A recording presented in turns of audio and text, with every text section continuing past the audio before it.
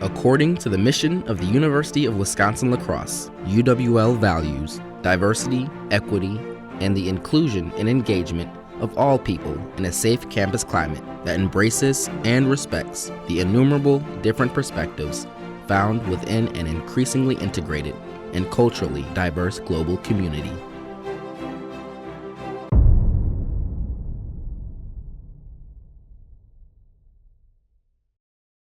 The following students were gracious enough to share their experiences with us on film in hopes that educators at the University of Wisconsin-La Crosse will use this information to address racial inequality within their classrooms and beyond.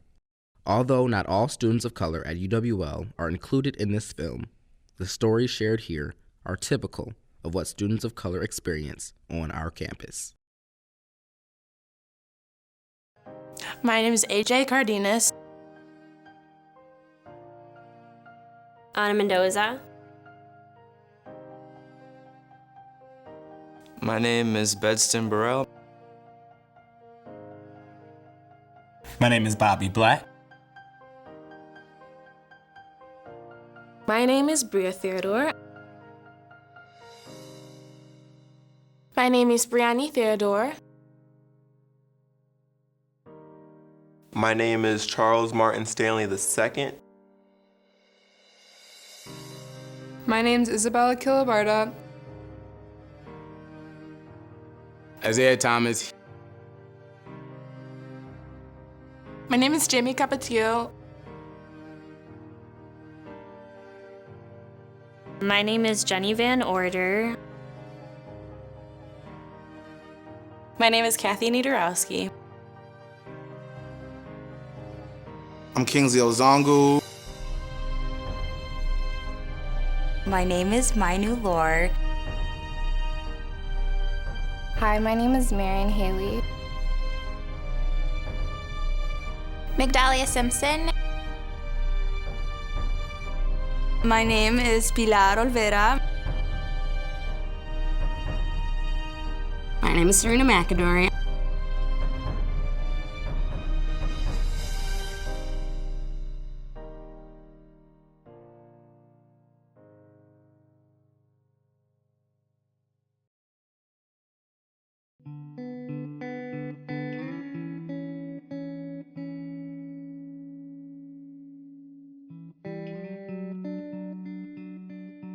Being a student of color on UWL's campus has its pros and cons. The obvious cons is the racism that we constantly encounter being on a predominantly white campus. The pros is that when you get here, you develop a sense of community amongst people of color, and you have outlets or you have people to lean on when things get hard. Being one of the few students of color in the program is challenging at times because we try to have conversations about race and racism in higher education and in our society, and it's hard to have those conversations because several of my cohort members just don't know what that experience is like. Being a student of color here on this campus was very isolated, and I felt alone a lot of the time, so I had to put myself out there to find people that I felt more comfortable around, that I identified more with. It's hard. It's especially hard for me, I feel like, because I'm also Muslim, and there's not a lot of scarfed women here. So I had to deal with that. It wasn't my first time being like the only like black kid or, you know, Muslim kid in class or just eating somewhere. So it wasn't a new experience, but it was also a learning experience for me because I didn't have my parents there for me, like for support. I would say it's kind of sad. It's kind of depressing to think about it, especially like that there's only a couple places where we can go to feel like racially safe. It's kind of strange sometimes because I came from a country where everyone is black, so I guess it's a culture shock. I always feel like I have to live up to the standards and I can't make a mistake because then my whole, like the whole perspective of a Caribbean person would be changed. I come from Milwaukee, Wisconsin, and it's about 3.5 hours away from here. And I gotta tell you, it has been a big change going from a place that's heavily segregated where I can't even find a white person in my neighborhood coming here, and I can probably name all the black people on both of my hands. People saying things that they don't really know are racist, or people talking about the mascot issue around me and saying that, like, oh, it's historical and blah, blah, blah. Just people are really ignorant about that sort of thing, and especially around me because I do look white, they don't really have a second thought about saying those things. With my white friends, I guess, I don't know, they don't really point it out that I'm a student of color, or we don't like talk about like those topics that I would talk about with my friends of color. I also feel like we as students of color are seen as educators rather than students. We're here to educate our professors, our students in our classrooms, people in general, our campus, about our experiences. It's really lonely. Like, someone just told me the other day that for every one Native person, there's 500 white students. Our school keeps asking the same questions, like what they can do to help us as students of color, but they ignore our demands and they ignore what we want or what we're saying we need from our campus. And I just feel like we don't put our money where our mouth is. Not everybody, or not a large proportion of people, can relate to how I grew up or the problems that my people face. It can be frustrating as well in classes when people say ignorant things that can be very hurtful. You're in this classroom by yourself with all these white students. You get to those days where you get frustrated, where you feel like you're the only one who realizes this and everyone around you thinks this is okay. The only thing I just don't like is the classroom, I think. Being the only person of, being the few or the only person of color in the class. It's not fun at all.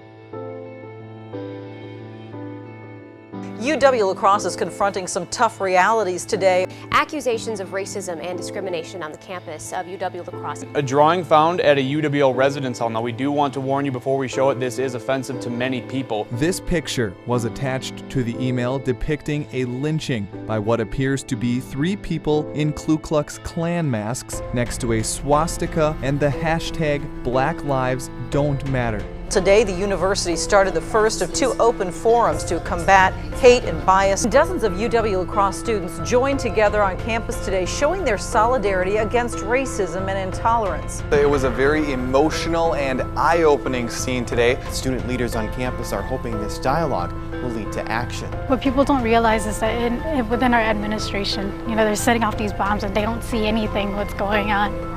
Those people in power right now, they don't see anything that's going on. And joining me now to talk about it is UWL Chancellor Joe Gao. Joe, thank you very much for being with us. We hear a lot about these things happening at other places, and they seem kind of far off and distant. There's no denying this is happening right here at UW La Crosse. There's still reason and room for action from those of us in the community, including those of us on a college campus. You can't ignore it and expect it to go away. As a student of color, I just feel like every day is a battle being here.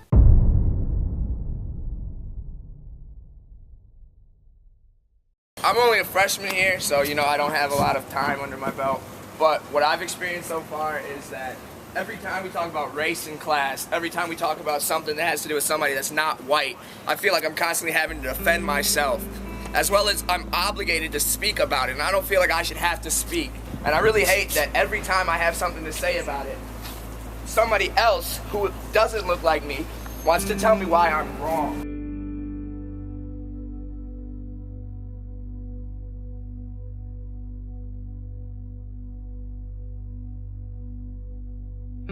Sometimes I feel as though the professor wants to reach so many different people at the same time, they miss those educational moments to ensure that everyone is included in the conversation. First day physics lab, so everyone has to pick a partner. So I was one of the first few people to come in class early and sat right in front of the door.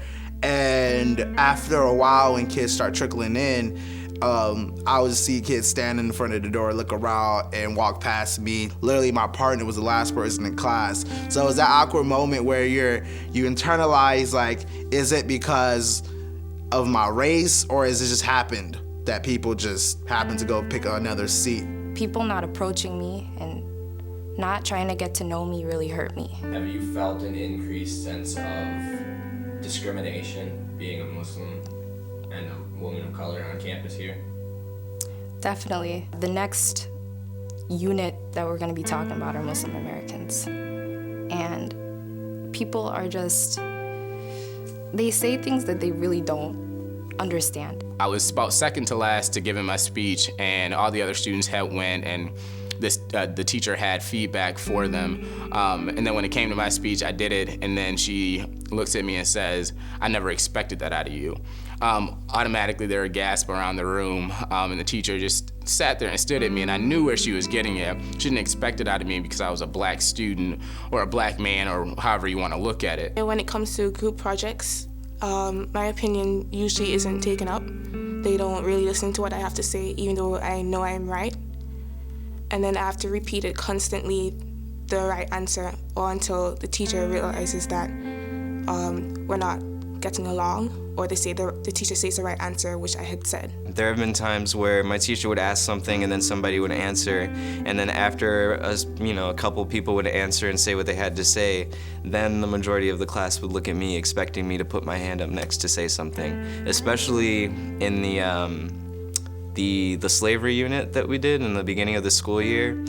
Yeah, I got a lot of stares and a lot of people just expecting me to say something. I understand because they don't want to feel like they're ignorant, so they want to come to somebody who knows the answers, but I'm not a genius. I don't know how to solve all of the problems. I don't know every single problem for that matter. Because I have passing privilege, I feel like students and professors say things more freely than they would say around hypervisible students of color. So for me, what I hear a lot is students and professors calling undocumented immigrants illegal aliens. And for me, that's really destructive and dehumanizing. I know for my sister, her first year on campus, one of her students in the classroom wrote, "Send all Mexicans back." And that because we aren't seen as part of the community, we hear this a lot more, and it makes us feel like alienated in the classroom. And I know that happens also with people saying the N-word and other words that they shouldn't really be saying. At the very beginning of the class, she kind of asked us, where did we come from? What was our high school like? And she basically told me to my face that I didn't have a diverse background, even though I grew up near a reservation with all my Native friends. Half the kids in my high school are Native American, and she told me to my face that basically told me I'm white. I've had her for 2 years now. She still can't get my name right, and over the years I've developed this saying hey, my name's my new friend, and I honestly hate using it, but I feel like I have to use it in order for people to say my name right, because I hate it. I absolutely hate it when people can't say my name right or spell it right, and it's hurting me more than it's affecting others.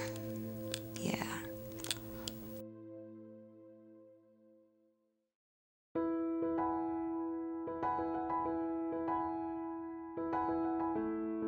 No, I just feel like I'm just another body there. I'm different from everybody else, which is okay with me, but I just kind of stay to myself.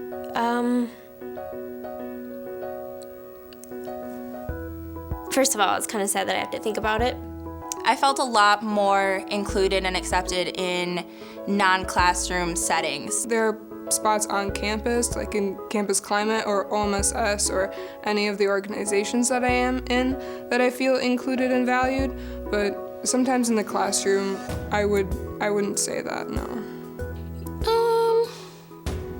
I can say Most of my teachers are very open, and I feel I can go to them if I have a problem, so that's one place where I feel safe. It isn't really that hard to include myself because I think, I don't want to be selfish here, but I think I have an amazing personality. Because of my teachers that, you know, they asked the hard questions and, you know, they gave the right responses to things and showed people, like, you know, what you know inside of your small town is not how the world is. When I speak, the teacher really cares about what I have to say, and she never puts down anybody's opinion. She always tries to contribute anybody's opinion to what is in discussion. All the students in there were mostly ASI students that I did ASI with when I was an incoming freshman. And so in that class, they were all like students of color, which is really cool. And that's probably the only time that I felt safe and comfortable in the classroom. Our faculty, they practice cultural humility where they understand their role in the society, and they try to help or advocate for all their students, including students of color. I feel later on in my higher level classes when you've been working with students a little more, that they start seeing that you're one of the better students in the class. It kind of makes me feel bad that I had to prove myself to be like welcomed into this, you know, microcosm of like science students. I have experienced moments where professors have stood up for students of color or marginalized people. Most of the time they are in classes that pertain to racial inclusion and diversity, human differences.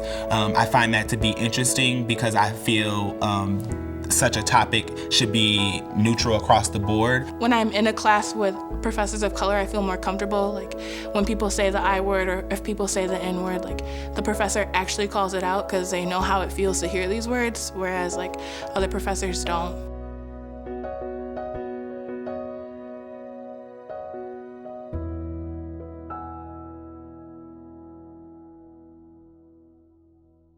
We're here to disrupt the apathy here on this campus. That's what we're here for. We're passionate and we care. This is a challenge that we can begin to stop just all of this talk and actually really begin a critical look into what happens at this university. So let's begin to start processing and thinking about action steps. It's not something that's going away. It's been an issue way before I got here, and it's gonna be an issue way after I leave.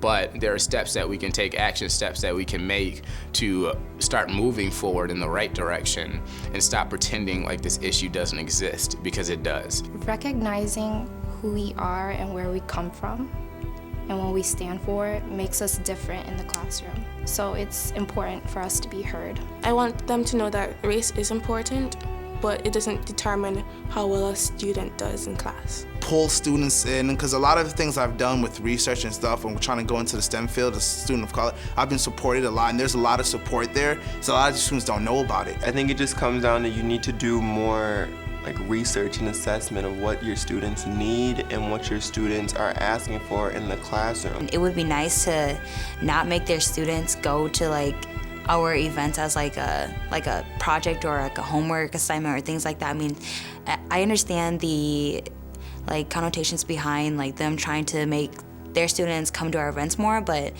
it's discouraging having white students come and just take notes and not really get anything out of it. I don't know, there's a lot of racism on campus, and I don't think one thing is gonna solve it.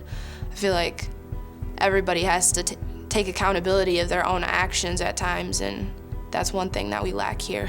You actually have to do something about it, and you have to stand up when there are these problems on campus regarding race. You can't just sit back quietly until it's all resolved and then take some sort of credit for helping when you didn't really do anything. If you can understand comedy and nobody has to tell you that it's funny, then why couldn't you understand something that's upsetting to somebody that is a person of color? Take the initiative and realize that separating one's identity from the classroom or coursework is kind of impossible. It's really hard to separate your personal life from your professional life. Just like when you go to work and you have things that's going on at home, it all follows you along. It's really hard to separate my identity as being a person of color, being a student, and being an activist on campus versus being in the classroom where I'm not even focused if my fellow peers are out there. It's really hard, and I struggle with the responsibility I feel of being a student and to be an activist on this campus. When we talk about diversity and when we talk about students of color, it means more than just the black and white students. It means the Native students, it means the Asian students, the Latino students, and the mixed students. I feel like whenever we talk about diversity and students of color, those identities are always left out. And you can't really value diversity if you're leaving out a significant number of people of color. Just because you see a couple black kids in your classroom does not mean that they're comfortable there, and that does not mean that everything is okay. You know, we're looking to the teachers and the faculty and the administration, we're looking to you guys to actually make the changes. We are here, we're making the effort, we're putting that first foot forward and saying, hey, you know, there's something going on here. We need to make a change, but it's up to the people with the power. It's up to the people that have that influence over other students to actually do something, to actually say something. And that's something I really don't see a lot of.